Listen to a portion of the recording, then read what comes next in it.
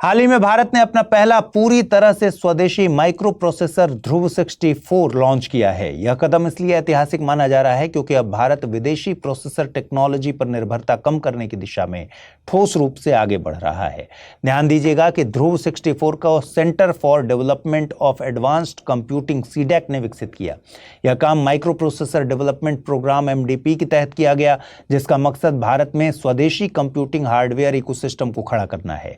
Technically देखें तो ध्रुव 64 एक 64 बिट ड्यूअल कोर प्रोसेसर है जो 1 गीगाहर्ट्ज की स्पीड पर काम करता है। इसका मतलब यह है कि यह एक साथ कई टास्क को स्मूथली संभाल सकता है, जो आज के मॉडर्न सिस्टम के लिए जरूरी है। इस प्रोसेसर की एक खास ताकत इसका सुपर स्केलर एग्जीक्यूशन है। आसान भाषा में कहें तो यह एक ही समय में एक से ज्यादा इंस्ट्रक्शंस शुरू कर सकता है, जिससे प्रोसेसिंग स्पीड बेहतर हो जाती है। इसके अलावा इसमें आउट ऑफ ऑर्डर प्रोसेसिंग की सुविधा भी है, यानी जो इंस्ट्रक्शन पहले से तैयार हों उसे पहले पूरा कर देता है। इससे कुल मिलाकर सिस्टम की एफिशिएंसी बढ़ जाती है। डिजाइन और इंटीग्रेशन के मामले में भी ध्रुव 64 बहुत एडवांस है।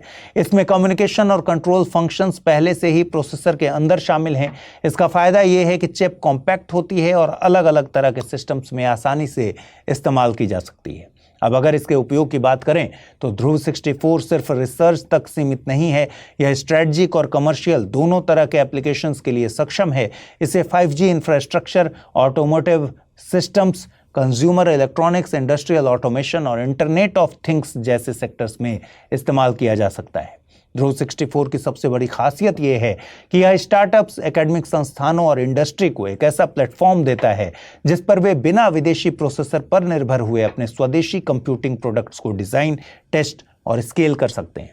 साथ ही यह कम लागत में प्रोटोटाइप डेवलपमेंट को भी सपोर्ट करता है, जिससे नई सिस्टम आर्किटेक्चर पर काम करना आसान हो जाता है।